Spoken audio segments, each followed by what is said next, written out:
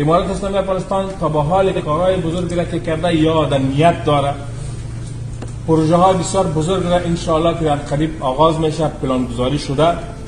یکی از پروژه های بسیار بزرگ پروژه تاپی است که شما نامش شاید شنیده باشید. یک پایپلاین گاز، لوله گاز از ترکمنستان تا قندار باز میره به بلوچستان پاکستان، باز به هندوستان. این یک پروژه بسیار مهم است که برای افغانستان بسیار حیاتی است. از این کار جریان داره، تمام کارهاش خلاص کرده. سر پروسه امنیتی از این بحث روان است که امنیت راه از این درست‌تر شود و یک تشکیلی برشان موظف شده که او تربیه شوند، امنیتشان بگیره و سروی از اون آغاز شده. فاز اول از اون میرسه تا هرات. در هرات هم یک مرکزی داشته میباشه که ولایت‌های هرات و نزدیک از او استفاده کرده میتونن از گاز. همچنان فاز دومی از او به هلمند میرسه، اونجا هم جای استفاده از او وجود داره. فاز سومی از او در قندهار جور میشه که اونجا هم باز استفاده گاز میشه از او و همچنان باز باقی مانده به کشورهای دیگر میره که از او باز ما ترانزیت میگیریم، پول میگیریم. تقریبا در سال 2 میلیارد دلار به افغانستان مفاد داره.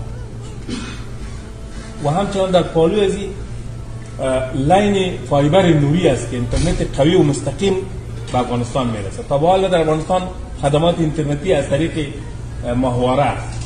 از طریق ماهواره کدام اینترنت در افغانستان بسیار قیمت است. هر چی که بکنیم اما کرای سالانه یا ماهواره او بسیار زیاد است، او را ما نمیتونیم بپردازیم. از این طریق میتونیم لاین مستقیم فایبر نوری را به کشور داخل کنیم، باز تمام کشور اینترنتش بسیار ارزان شود و قوی تر شود مثل که در دیگر ممالک. این هم در این پروژه شامل است. چیزی سومی که در این پروژه شامل است خط آهن است. خط آهن به خاطر ریل از ترکمنستان ساخته میشه به کشور پاکستان، باز به هندوستان وصل میشه. این سه برنامه در یک پروژه زیر کار است و نزدیک است که تمام کارهایش خلاص کرده که آغاز شود. در چند ماه آینده این پروژه آغاز میشه. یک. دوم پروژه تاپ است. پروژه تاپ عین پروژه است که از ترکمنستان باز برق میاد. او برق هم به پاکستان و هندوستان میره ولی از طریق افغانستان. این پیسه بسیار وفور برای ما داره و همچنان اگر نیاز بود از برقش هم در افغانستان استفاده صورت میگیره. همچنان یک خط آهن از ایران شروع میشه حال تا هرات، نزدیک از شهر هرات او میرسه تا بدخشان.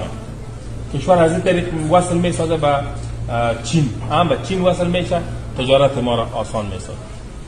و همچنان خط دیگر آهن از ترکمنستان آمده تا اندخوی رسیده، او وصل میشه وام، میرسه تا بدخشان تا تاجیکستان وصل میشه.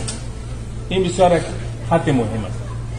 این حال 2 روز بعد یک هیئت ما به تاشکند میره، یک جلسه مهم در تاشکند است. از ازبکستان یک خط آهن از طریق بامیان به لوگر پس و ننگرهار وصل میشه به تورخم میرسه. این خط چهارمی است که زیر پلان است، کارهاش تمام است، صرف سروی زیر سروی است و پلان امنیتی زیر کار است. این پروژه های بسیار عمده و مهم است. پروژه مثل اینه که شاید شما نامش شنیده باشین، با یک کمپانی چینایی زیر بحث است که بسیار پروژه کلان است. در عین حال که استخراج مس میشه از اونجا، در اونجا یک فابریکه ساخته میشه به خاطر برق. 400 کیلووات 4000 کیلووات مقدار برق داره که از بامیان، از میدان وردک، از لوگر برقش هم احتوا میکنه و خود به فابریکه هم برق میرسه. و همچنان پروسه کود کیمیایی هم با خود داره. اما شو و استخراج خود مس یک فابریکه اضافی میخواد که کود کیمیایی تبدیل کنه. اون را هم به ضمن خود داره و اسم مس افغانستان صادر میشه. با چین زیر کار است پروسه و ان شاء الله کارهای نهایی شده. پروژه بسیار بزرگه.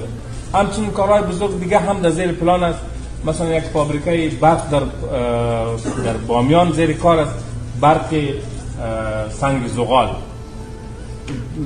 وعده کردن که اگر این برق فعال شود ما از کشورهای تاجیکستان و ازبکستان و ترکمنستان کدام برق را خریداری میکنیم با ایران که از این نیاز نیست. تمام افغانستان از اینجا میتونیم برپرسانی بکنیم. دیگر فابریکا در افغانستان حال فعال هستند. برادران میدونن، آگاهی دارن که 40 فابریکای ذوب آهن دارن در کشور. یک مشکلی که ما داشتیم امارات اسلامی که آمد مواد خام نداشتیم. آهن از افغانستان هنوز هم به پاکستان و دیگر جاها صادر میره، قاچاق میشه. امارات اسلامی که آمد یک کیلو آهن هم اجازه نمیده که در افغانستان پیدا شه. تمامش پس به خود فابریکا تحویل داده میشه، آنها خرید میکنن از اون چیزایی که آهن است و ضرورت به خود افغانستان داره و سیخ گل و دیگر چیزا را همین چیزا رو میسازن. یک معدن بسیار بزرگ حال بین 3 کشور به داوطلبی داده میشه در هرات به نام معدن غوریان. معدن بسیار وافر است، تقریبا 140 میلیارد دلار مفاد به افغانستان از یک معدن. تمام کارهای بزرگ ان شاء الله در پیران است. امارات اسلامی افغانستان متوجه ساخت و ساز کشور خود هست. افغانایی که در اینجا هستند، در ترکیه هستند، در چین هستند، در دیگر کشورها دعوت مایی است که تجارت‌های خود در بیرون هم دوام بده، ولی بخش از سرمایه را بیارن به کشور هم. در ولایات برشان زمینه سازی شده، در کابل برشان زمینه سازی است. امیرالمومنین امر کرد بعد از تحولات که در تمام افغانستان هیچ زمین توزیع نشد، چون خطر از این وجود داشت که قبلا هم شما آگاهی دارید غصب شده بود زمینای دولتی و شخصی، املاک شخصی غصب شده و دولتی غصب شده که جلوگیری از غصب صورت بگیره و تصفیه صورت بگیره. توزیع زمین در تمام کشور بند است، ولی یک بری وزارت تجارت اجازه داده شده که اگر سرمایه‌دار ما از بیرون فابریکه میسازه در افغانستان، یک کار صنعتی میسازه، برای زو زمین توزیع شد.